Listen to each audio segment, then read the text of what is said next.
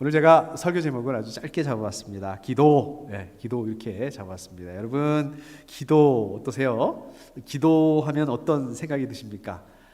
기도해야 되는데 부담감이 팍 이렇게 오시나요? 기도해야 되는데 이렇게 생각은 하는데 이게 생각만 되지 또 몸이 잘 안 따라 주시죠. 그런 경우가 많습니다. 여러분 그 기도하면 뭐가 생각이 나십니까? 기도하면 얼마나 자주 기도하는가, 얼마나 많이 기도하는가 이런 것들이 탁 떠오르지 않으십니까? 제가 좀 오래돼가지고 이 제목, 책 제목이나 이 저자가 기억이 나지 않습니다. 근데 그 책의 내용을 보면 이분이 하루에 8시간씩 이렇게 기도하는 그런 내용이었습니다. 자기가 처음부터 8시간 이렇게 기도한 게 아니라 어떻게 8시간씩 기도하게 됐는지, 왜 또 그렇게 기도할 수밖에 없었는지, 또 그렇게 할 때 어떠한 그 기쁨과 그 풍성함이 있었는지 그거를 이렇게 읽으면서 야 대단하다 하면서 이렇게 생각하면서 읽었던 기억이 있습니다. 사실 하루에 8시간, 이게 뭐 하루에 사실 8분도 쉽지 않습니다. 저는 이렇게 아침마다 기도할 때 제가 몇 분 정도 기도하는지 이렇게 시간을 대충 재면서 이렇게 기도하거든요. 근데 이게 사실 쉽지가 않습니다. 또 뭐 그거는 그만두고 우리 식사하기 전에 밥을 빨리 먹어야지 하다 보면 기도하는 것도 어떨 때 잊어버리는 경우가 많습니다. 어떤 목사님이, 요거는 제 얘기가 아닙니다. 절대로 제 얘기가 아니고요. 어떤 목사님이 청년 한 사람하고 이렇게 커피를 마실 일이 있었다고 합니다. 근데 커피를 마시기 전에 목사님이 기도하는 걸 깜빡 잊어버리셨어요. 그래서 커피를 이렇게 딱 마시니까 청년이 그걸 딱 잡고 있다가 목사님 저기 기도는 안 하시고 커피 드세요? 이제 이렇게 얘기를 했더니 목사님은 그랬다고 합니다. 저도 건더기 있는 음식은 기도하고 먹습니다. 이제 이렇게 했다고 합니다. 여러분 왜 기도해야 될까요? 왜 기도해야 될까요? 우리가 하나님 믿는 그리스도인이다 이거를 보여주기 위해서. 이것도 중요합니다. 저는 이것도 굉장히 중요하다고 생각을 합니다. 자, 왜 기도해야 될까요? 우리가 거룩하게 기도 제목, 기도 제목이 뭡니까? 기도 제목을 말씀해 주시죠. 이렇게. 근데 따지고 보면 어떻습니까? 결국은 뭐 이거 아니겠습니까? 내가 원하는 거를 하나님에게 받아내기 위해서 그거를 하나님에게 주세요. 이거 아니겠습니까? 뭐 그렇게 기도하면은 안 되고, 또 그러면은 뭐 하나님 나라를 위해서 이렇게만 기도해야 되는 걸까요? 저도 그렇게 한번 기도해 봤습니다. 하나님 나라를 위해서, 우리 또 우크라이나 뭐 한국의 대선 이제 하나님 나라가 임하시게 이제 이렇게 기도하고 제 기도는 안 하니까 또 이게 또 기도한 것 같지가 않아요. 왠지 시원하지가 않고 또 왠지 좀 답답한 것 같고 그러기도 합니다. 실제로 오늘 말씀에서 보면 제가 이 말씀 굉장히 많이 볼 건데요. 너희가 기도하면 구하는 것은 무엇이든지 이미 그것을 받은 줄로 믿어라. 그리하면 너희에게 그대로 이루어질 것이다. 자, 이렇게 말씀하세요. 자, 이 말씀대로 보면 내가 원하는 그거 하나님께 받아내기 위해서 기도한다고 해도 별로 문제 없는 것 같습니다. 이 말씀대로 보면 아무 문제 없는 것 같습니다. 자, 그럼 이걸 어떻게 해야 될까요? 또 그렇습니다. 우리가 기도가 또 조금 어려운 게, 기도를 잘 못하게 되는 게, 안 하게 되는 게, 이게 막상 마음 먹고 기도를 하면 어떻게 기도해야 되지? 이런 생각이 듭니다. 어떻게 기도해야 되는지 좀 잘 몰라가지고 그러는 경우가 있습니다. 요즘에는 뭐 인터넷 같은 데 찾아보면 다 나오지만, 제가 학교 다닐 때, 중학교 1학년 때 제가 그 미션 스쿨을 다녔습니다. 기독교 학교를 다녀가지고 이 수업 시간에 아예 정규 수업 시간에 성경 시간이 이렇게 있었습니다. 그때 교목님이 오셔서 이렇게 가르쳐 주셨는데, 성경을 가르쳐 주셨는데, 이제 어느 날 하루는 아예 기도하는 법을 이렇게 가르쳐 주셨어요.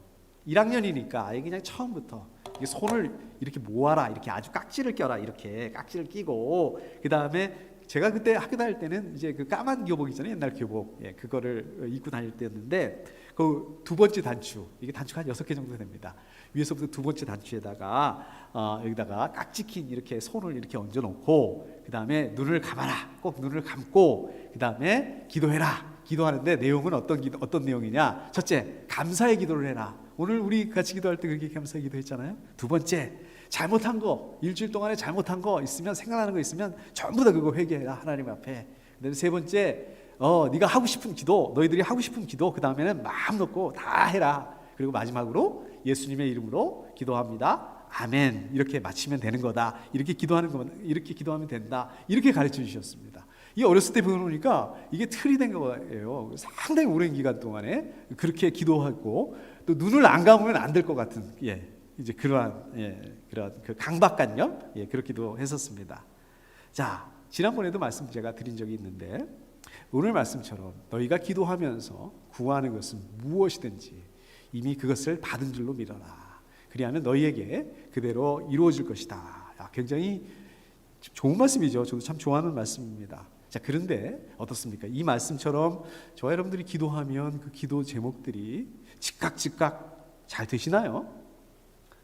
저는 잘 안 되는 것 같습니다. 저만 잘 안 되는 건가요? 자, 그러면 왜 이렇게 말씀하시는 건가요?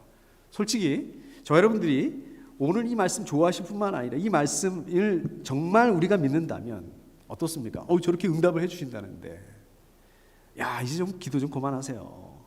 아마 이렇게 기도하지 이제 그만하시라고 좀 이렇게 뜯어 말리고 뭐 그래도 하루에 8시간이 뭡니까? 막 쉬지 않고 틈만 나면 계속 기도하실 것 같은데, 자, 그렇다면 그리하면 너희에게 그대로 이루어질 것이다. 자, 이게 무슨 말씀일까요? 이게 무슨 뜻일까요? 자, 다시 좀 근본적인 질문으로 돌아가서 저 여러분들 하나님 믿는 우리 그리스도인들 기도에 대한 부담감을 갖는데 그럼 우리는 왜 기도해야 되는 걸까요?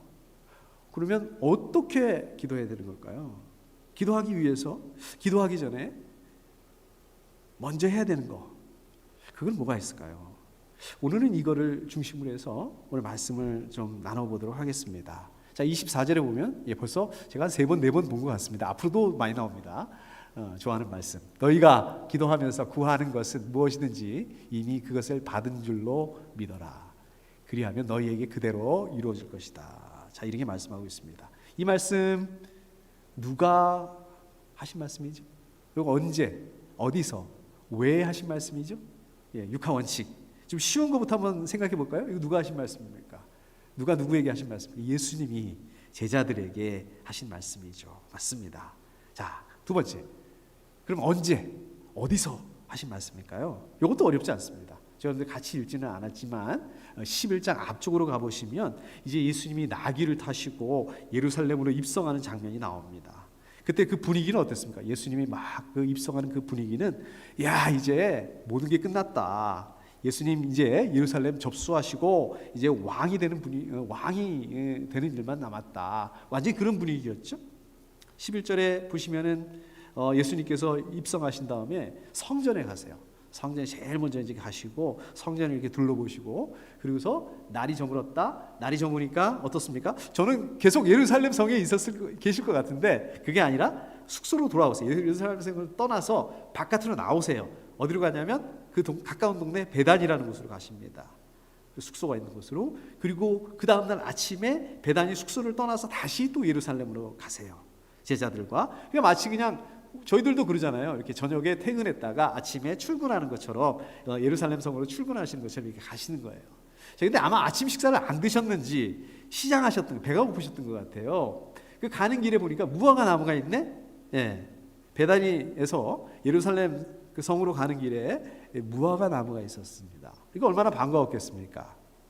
혹시 무화과 나무 열매가 있는가 하고 이렇게 살펴보셨는데 불행하게도 무화과 나무가 없고 거기에는 열매가 없고 이파리만 있었다. 왜 그럴까요? 13절에 보니까 무화과 철이 아니었기 때문이다 라고 이렇게 말씀하십니다. 아니, 무화과 철이 아닌데 무화과 나무에 열매가 있겠습니까? 요즘에는 아무 때나 과일을 먹을 수 있지만 사실 뭐 저희들이 어릴 적만 해도 그렇지 않습니까? 철마다 과일이 있죠. 뭐 수박 같은 게 이제 여름에 많이 먹었고요. 또 포도는 이제 초가을이나 이럴 때 먹었나요? 그다음에 뭐 사과, 배 이런 것도 가을에 이렇게 먹고 또 딸기는 언제 먹고 이런 식으로 과일마다 제철이 있었지 않습니까? 그래서 뭐 무화과도 무화과 철이 있는 거 아니에요. 근데 또 사람 마음이 그래요. 아무리 지금 제철이 아니라고 하더라도 무화과 철이 아니라 하더라도 좀 그런 마음이 있죠. 혹시 있는 거 아니야? 근데 혹시나가 역시나다. 무화과 나무에 열매가 하나도 없고 이파리만 무성하더라. 그러니까 예수님 뭐라고 얘기하십니까? 이제부터 영원히 내게서 열매를 따먹을 사람이 없을 것이다. 무화과 나무한테 거의 그냥 뭐 저주를 퍼부으세요. 뒤끝이 아주 그냥 장렬인 것 같습니다. 아니, 무화과 철에 아니니까 무화과 나무에 뭐 무화과가 없는 건데, 아니 꼭 화풀이를 왜 이렇게 하시는 것 같죠? 무화과 나무에다가 무화과 나무는 무슨 죄예요? 그러니까 이겁니다. 예수님 배가 고프셔서 시장하셨어요. 예루살렘을 가는 길에 무화과 딱 보이네. 근데 무화과 철이 아니니까 무화과가 있을 리가 없는데 혹시나 하고 이렇게 봤는데 역시나 무화과 열매는 없고 이파리만 있더라. 예수님 어때 화가 나셔가지고 무화과 나무를 저주하시는구나. 맞는가요? 네, 요거는 조금 이따가 제가 말씀드리도록 하겠습니다. 자, 이제 예수님 제자들하고 예루살렘 성전으로 들어가셨어요. 그래서 성전으로 다시 가셨습니다. 거기서 어떤 일 하십니까? 성전에서 제사 드리는 게 아니라 성전 정화, 소위 말하는 성전 정화를 하시죠. 거기서 물건 팔고 사는 사람들, 또 그 사람들 뭐 내쫓 주시고 의자 뭐 이런 거 자판 같은 거 다 뒤집어 엎으시고 이렇게 막, 그러니까 좀 이런 표현을 써서 그런데 난리를 치세요. 이제 그러니까 그런데도 어떻습니까? 이 제사장 또 이 율법학자들 이런 사람들이 이렇게 예수님 난리 치시는데도 감히 어떻게 못합니다. 자, 예수님과 같이 있는 제자들은 어땠을까요? 뭐 성전 정하고 뭔지 모르겠고 그런 거 잘 모르겠고 예수님 등 뒤에서 기세등등합니다. 아, 이제 예수님 왕이 되시는 것뿐만 어저께 왕이 되시는 것뿐만 아니라 성전까지 접수하셨구나. 이거는 제자들뿐만 아니라 거기에 있던 모든 사람들이 아마 이렇게 믿게 됐던 것 같아요. 자, 그러면은 그 다음에 행적이 어떻게 돼야 될까요? 예수님이 그 다음에 어떻게 하셔야 될까요? 예? 이제 왕이 되는 즉위식을 해야 되겠죠. 그 다음에 뭐 이렇게 수순이 아니겠습니까? 근데 어떻습니까? 우리 성경 말씀에 보면 예수님 어떤 일을 하셨습니까? 즉위식 이런 데 별로 관심 없으시고 사람들을 가르치셨어요. 하나님 말씀을 가르치셨어요. 그리고 또다시 저녁이 됐습니다. 저녁이 되니까 그 전날처럼 역시나 예수님 퇴근하세요. 예. 제자들하고 함께 예루살렘 성을 나오셔서 숙소가 있는 베다니로 가십니다. 자, 그런데 그 숙소 가는 길을 가다 보니까 아까 아침에 무화과 나무, 예수님께서 저주하셨던 그 무화과 나무가 어떻게 되어 있습니까? 야, 이거 완전히 뿌리채 말라가지고 죽어 있는 거예요. 성격 급한 우리 베드로께서 또 나서시죠. 뭐라고 얘기합니까? 랍비님, 저것 좀 보십시오. 선생님이 저주하신 저 무화과 나무가 말라버렸습니다. 자, 이렇게 얘기를 합니다. 그러니까 예수님 뭐라고 얘기를 하십니까? 하나님을 믿어라. 자, 이게 말이 되나요? 이게 말이 연결이 됩니까? 무화과 나무가 뿌리채 말랐다 이렇게 얘기를 했잖아요. 그럼 그 얘기를 들으셨으면 거기에 대해서 무화과 나무가 지금 저주받아서 저렇게 말라 죽은 거야 뭐 이런 식으로 말씀하셔야 되는 거 아니겠습니까? 자, 그런데 무화과 나무 말씀은 안 하시고요, 하나님을 믿어라 라고 얘기를 하세요. 자, 그러면 지금 베드로가 하나님 믿지 않으니까 하나님 믿어라, 믿지 않는다는 말씀입니까? 이게 뭐 동문서답 같기도 하고, 예수님께서 무화과 나무에 대해서 얘기는 안 하시고 믿음에 대해서 얘기를 하십니다. 이제 이게 무슨 얘기일까요? 무화과 나무를 통해서 믿음에 대해서 말씀하시고 있다는 걸 알 수 있습니다. 여러분, 유대인들은 어떻습니까? 이게 태어나면서부터 하나님을 배우고 알고 믿고 그런 사람들입니다. 자타가 공인하는 하나님 선택받은 백성이다. 그런 자부심 가운데 있는 이스라엘 사람들이었습니다. 특별히 제사장들, 율법학자들, 성전을 통해서 하나님을 그런데 보면 하나님을 예배하는 게 아니라 어떻습니까? 성전 정화를 하실 수밖에 없었던, 자기들 사리사욕만 채우는, 정말 어떻습니까? 이 사람들의 그 모습은 열매는 없는데 이파리만 무성한, 저주받을 수 없는, 저주받을 수밖에 없는 그러한 무화과 나무와 같다. 이 말씀인 거죠. 자, 오늘 말씀에서 24절에서 보면요, 기도하면서 구하는 것은 이렇게 말씀하고 있습니다. 자, 기도하면서 구하는 것은 우리말로 보면은 뭐 이게 정확하게 표시가 나지 않는데 원어적인 의미를 보면은요, 저게 현재 시제를 쓰고 있습니다. 현재 시제는 어떤 뜻입니까? 계속해서, 반복해서, 이런 뉘앙스를 가진 이런 개념이에요. 자, 예를 들어서 이거죠. 밥 먹었어요. 이거 뭡니까? 과거형이죠. 과거형이라는 건 뭡니까? 아까 밥 먹었다. 과거에 밥 먹었다. 그러니까 뭐예요? 지금은 밥을 먹고 있지 않다. 더 이상 밥을 먹고 있지 않다. 이런 뜻이죠. 근데 밥 먹습니다. 이건 현재형이죠. 현재형은 어떻습니까? 지금 밥을 먹고 있는 거예요. 계속해서 반복해서 밥을 먹고 있습니다. 마찬가지로 어떻습니까? 현재형을 썼다는 얘기는 기도하면서 구하는 거. 이거를 현재형으로 썼다. 이거는 한 번 기도하고 한 번 구하고 에이 안 되나 보다. 기도도 안 되네. 제가 전에는요 기도 잘했거든요. 열심히 했거든요. 되게 많이 했거든요. 근데 지금은 안 하고 있다. 이게 아니라 어떻다고요? 계속해서 반복해서 기도하고 또 기도하고 구하고 또 구하고 이렇게 해야 된다는 말씀이죠. 자, 그 다음에 보시면 이미 그것을 받은 줄로 믿어라 라고 말씀하십니다. 자, 여기서는 믿는 거 반복해, 이것도 마찬가지예요. 현재 믿는 거를 계속해서 반복적으로 믿어야 된다. 앞으로 앞에 부분하고 연결해서 보면 어떻습니까? 좀 풀어서 보면은 기도하면서 구하는 사람들은 어떻다고요? 하나님의 능력, 하나님의 신실하심을 믿어야 된다. 그 하나님의 신실하심을 믿고 하나님께서 기도와 간구를 들어주실 거니까 이미 받은 줄로 믿고 염려하지 말고 감사함으로 계속해서 반복해서 기도해야 된다. 이런 말씀이죠.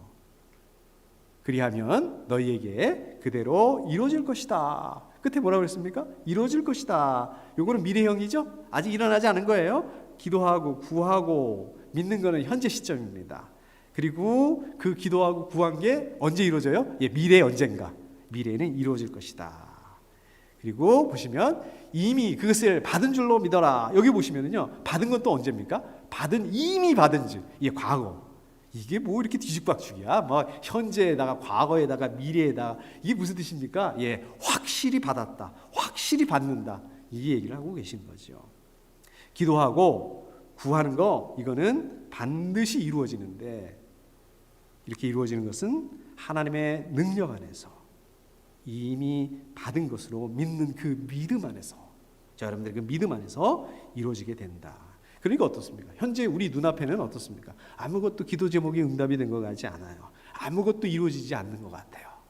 그런데 그렇게 보일지라도 우리가 믿음으로 기도하고 구해야 된다. 왜 그럴까요? 왜 그렇게 해야 될까요? 너희가 악해도 너희 자녀에게 좋은 것을 줄 알거든. 하물며 하늘에 계신 너희 아버지께서 구하는 사람에게 좋은 것을 주지 아니하겠느냐.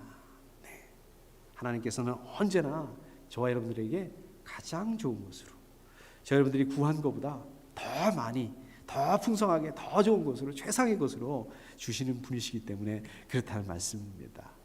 제가 지금부터 말씀드리는 거 굉장히 중요한 말씀 좀 드릴 테니까 여러분 잘 들어보십시오. 너희가 기도하면서 구하는 것은 무엇이든지 이미 그것을 받은 줄로 믿어라. 그리하면 너희에게 그대로 이루어질 것이다.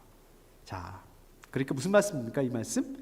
믿고 기도하는 거 다 들어주신다. 믿고 구하는 거는 그대로 될 거니까 이미 받은 줄로 믿어라. 물론 뭐 정욕으로 구하는 거는 안 된다라는 말씀이죠. 안 된다고 말씀하셨죠. 자, 아무튼 그렇다면 저 여러분들이 기도해야 될 게 뭘까요?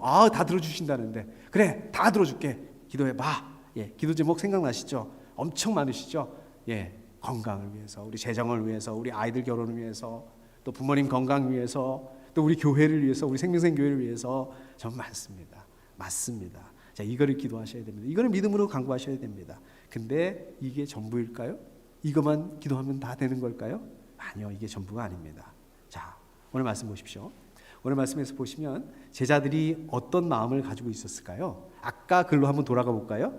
마가복음 11장 앞부분으로 돌아가 볼까요? 마가복음 11장이 시작되면서 나귀를 타고 예수님이 예루살렘에 입성을 하시는 그 장면, 사람들이 막 몰려와서 호산나를 외치고 예수님을 왕으로 맞이하는 그런 이제 완전히 대통령 선거에 완전히 그 뭐라 그러나 선출이 된 것 같은 그러한 느낌.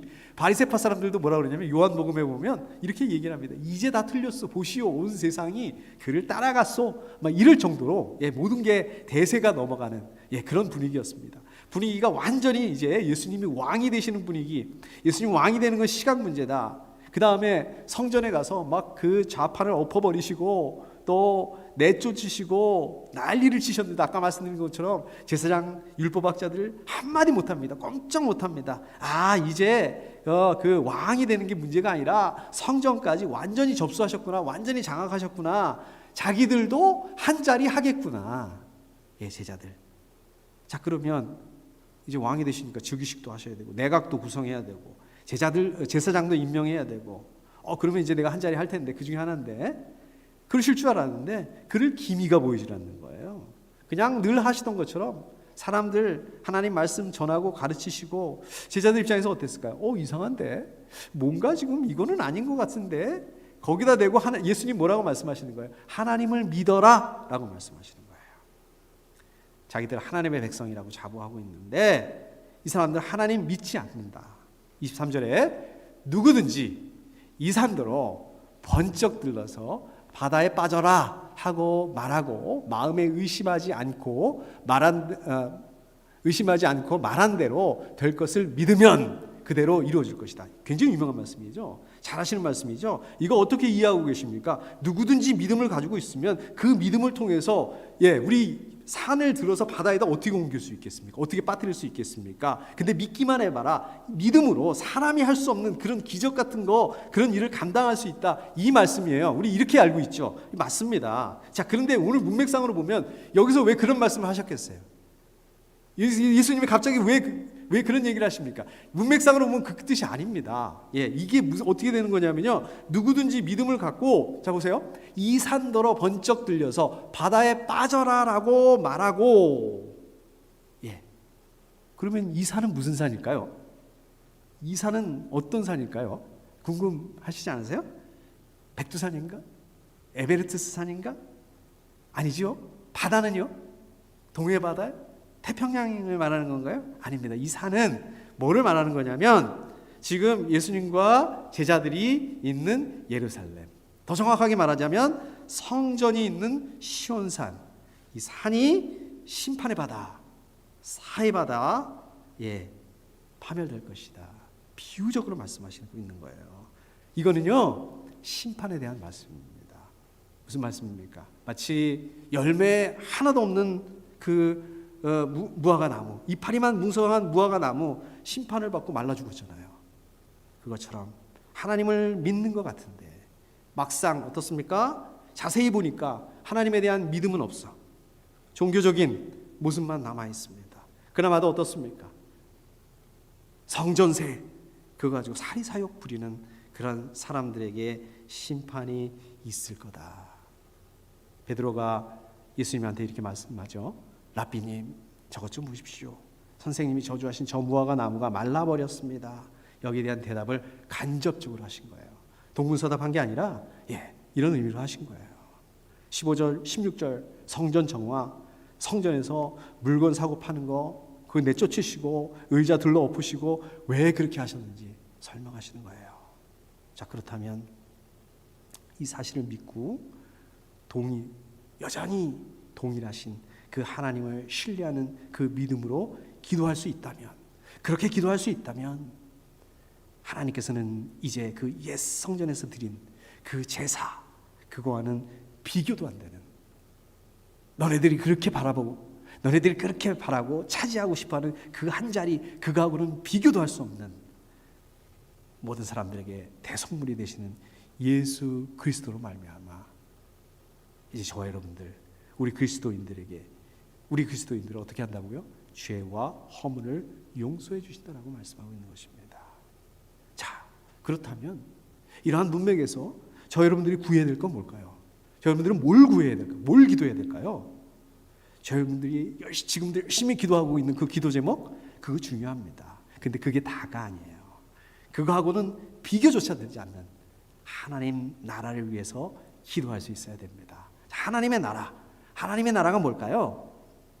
나중에 저 여러분들이 이제 육체가 죽고 이제 가는 그런 천국을 말하는 걸까요? 그것도 맞습니다. 그런데 하나님의 나라 더 넓은 의미로 보면 하나님께서 하나님의 공의로 하나님의 법으로 다스리는 나라입니다.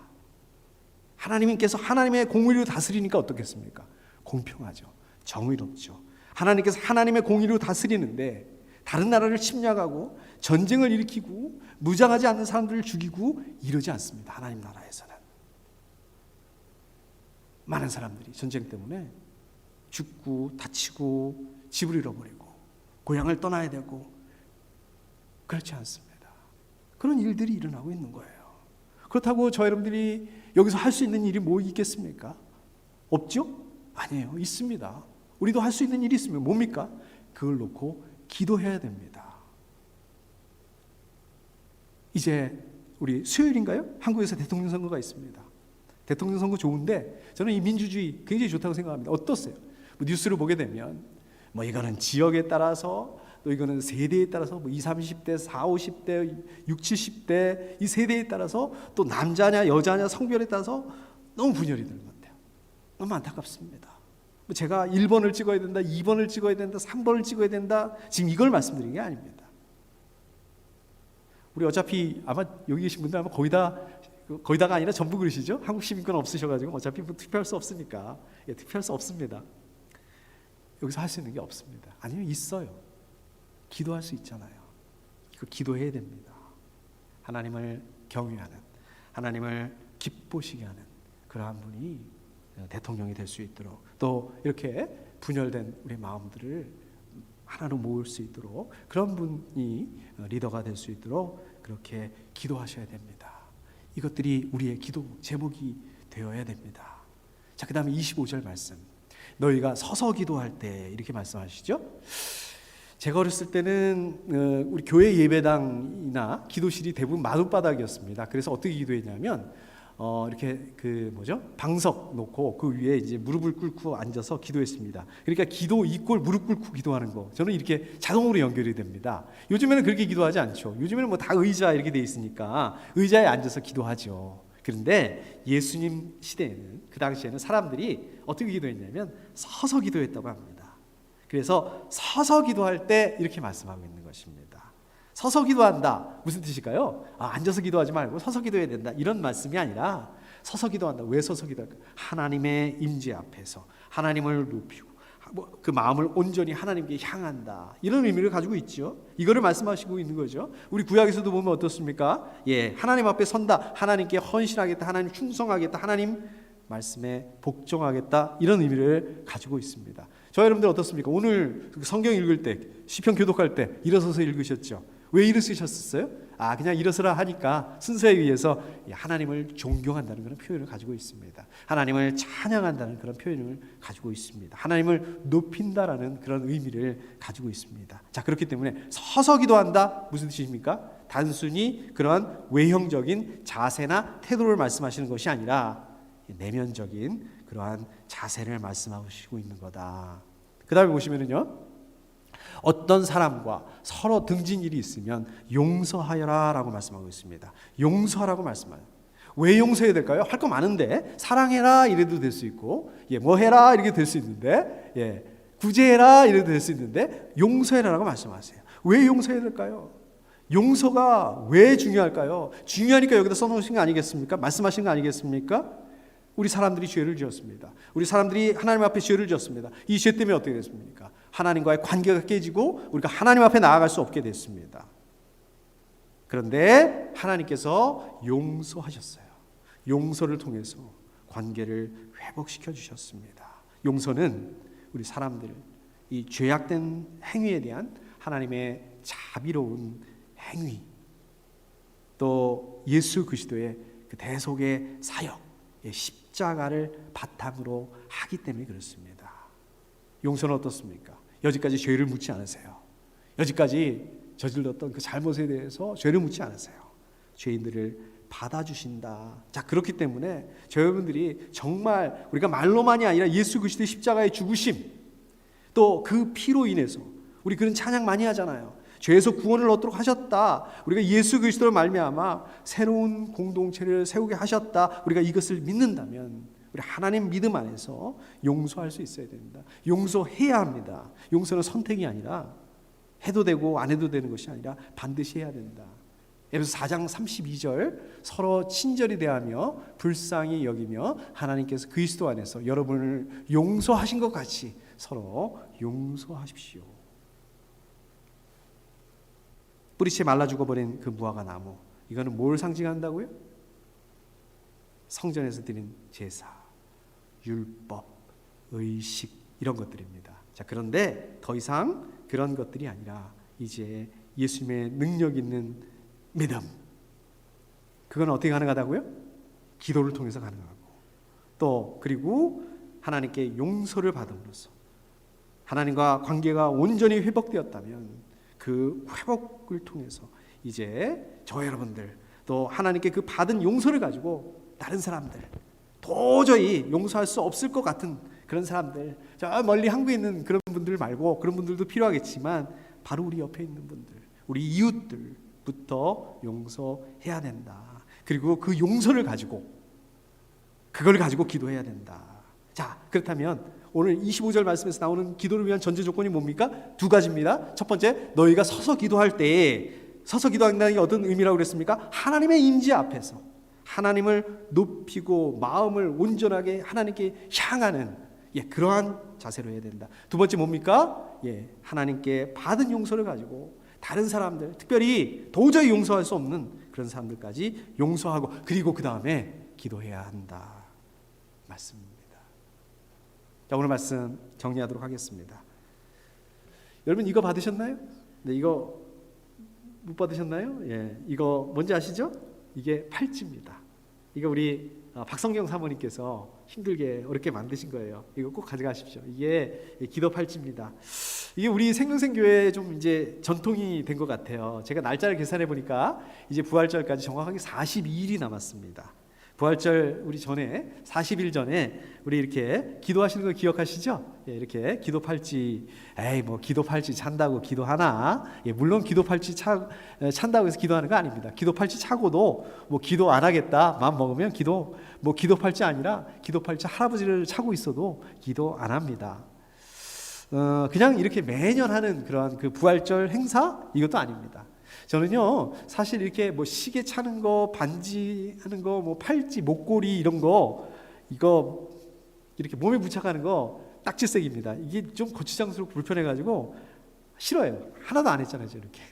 하나도 안 하고 있습니다. 그런데 딱 42일 동안 이 거추장스럽고, 약간 거추장스럽고, 그 다음에 불편한 기도 팔찌를 차고 있으면 어쩔 수 없이 기도한다는 게 아니라 어쩔 수 없이 기도해야 된다는 것을 리마인드 해줍니다. 기억할 수 있게 됩니다. 그래서 실제로 저도 이 기도 팔찌를 이렇게 하고 있으면 맞아, 이거 볼 때마다 기도해야지, 우리 집사님들 위해서 기도해야지, 이렇게 기도하게 됩니다. 여러분들 매년 하시니까 좀 이렇게 무덤덤하시고, 뭐 기도 팔찌 차도 기도 안 합니다, 기도 절대는 안 하겠습니다, 물론 그러실 수 있지만 일단 이거를 이렇게 손목에 이렇게 차는 순간에 기도해야 하는구나, 기도해야 되는데, 이런 부담감 가질 수 있는 것 같아요. 부담감? 저는 부담감 싫은데요. 제가 부담감 드리는 게 아니라 이런 걸 뭐라 그럽니까? 거룩한 부담이라고 그러죠. 거룩한 부담감을 제가 드리는 것입니다. 거룩한 부담을 가지시고 기도하시라는 것입니다. 언제요? 언제 기도할까요? 항상. 어디서 기도할까요? 우리 교회 나와서만 아니라 여러분 계신 곳 어느 곳에서나. 아까 제가 중학교 1학년 때 배운 것처럼 뭐 그렇게 손을 모으고 눈을 감고 그렇게 안 하셔도 됩니다. 우리 일하면서 기도하실 수 있죠. 우리 운전하면서도 기도하실 수 있어요. 자, 또 한 가지 있습니다. 이 기도 팔찌를 손목에 차는 순간 최소한 또 하나의 거룩한 부담감을 갖게 됩니다. 그건 뭘까요? 다른 사람, 특별히 절대로 용서할 수 없는 사람을 용서해야 한다라는 그런 거룩한 부담감입니다. 저 인간은 절대로 용서할 수 없어. 저 인간하고는 말도 섞고 싶지 않아. 자, 그럴 때마다 이 기도 팔찌를 보는 순간 용서해야 하는데, 용서에 대한 그런 부담감. 오늘 말씀에서 용서해야 한 다음에, 용서가 기도의 전제 조건이라고 말씀하셨는데, 여러분들 그렇게 기도하면서 부활절을 기다리고 맞으실 수 있기를 축복합니다. 아까 제가 모두에 처음에 던졌던 질문 기억하시나요? 저 여러분들 왜 기도해야 할까? 그러므로 나는 너희에게 말한다. 너희가 기도하면서 구하는 것은 무엇이든지 이미 그것을 받은 줄로 믿어라. 그리하면 너희에게 그대로 이루어질 것이다. 기도하면서 구하는 거 무엇인지 벌써 받았다 이렇게 믿어야 된다. 뭘 그러면 기도한다고요? 뭘 구해야 된다고요? 우리 건강을 위해서, 재정을 위해서, 우리 아이들, 우리 생명생 교회를 위해서 좋습니다. 근데 그게 다가 아니다. 그럼 뭐예요? 하나님께서 하나님의 공의로 다스리는 하나님의 나라를 위해서 하나님의 나라가 이 땅 가운데 임할 수 있도록, 여러분들 비록 이 땅에서 우리가 이 땅에 이 세상에 발을 딛고 살아가고 있지만 여러분들 그 삶 가운데 하나님의 나라가 임하시도록 이 세상 모든 사람들도 하나님의 나라의 그 참 기쁨과 행복을 누릴 수 있도록 기도하셔야 된다는 것입니다. 기도를 위한 전제 조건이 뭐라고요? 기도하기 전에 먼저 뭐 해야 된다고요? 저와 여러분들 하나님께 갈 수 없었습니다. 하나님과의 관계가 깨어졌습니다. 그런데 하나님께서 일방적으로 여러분들을 용서하셨기 때문에, 일방적으로 예수 그리스도의 십자가를 통해서 용서하셨기 때문에 회복할 수 있었던 거예요. 지금 이 자리에 앉아 있을 수 있는 것입니다. 바로 그 용서, 하나님께 받은 그 용서를 이제 다른 사람에게 나누어 줄 수 있어야 된다. 우리도. 어떤 사람이요? 멀리 있는 사람? 한국에 있는 사람? 필요하죠. 뿐만 아니라 바로 옆에 있는 사람, 절대로 용서할 수 없다고 생각하는 사람, 용서는커녕 어떨 때는 하루에도 몇 번씩 저주가 나와요. 저주를 퍼주고 싶어요. 그런 사람 용서할 수 있어야 된다. 어떻게 할까요? 내 의지와 내 힘으로는 용서할 수 없습니다. 그러나 여러분들이 하나님께 받은 그 용서를 통해서, 여러분들이 하나님께 경험한 그 용서를 통해서 가능한 것입니다. 그게 전도입니다. 여러분들 평생의 삶을 통해서, 또 이번 주 한 주간의 그 삶을 통해서 우리 주변 사람들 좀 용서해주고 품어주고 사랑하는 그런 삶을 감당하실 수 있기를 축복합니다. 여러분들 기도를 통해서 이미 그것을 받으신 줄로 믿으시고 또 그대로 이루어질 그 하나님의 나라, 하나님의 나라를 소망하실 수 있으시길 축복합니다. 함께 기도하겠습니다.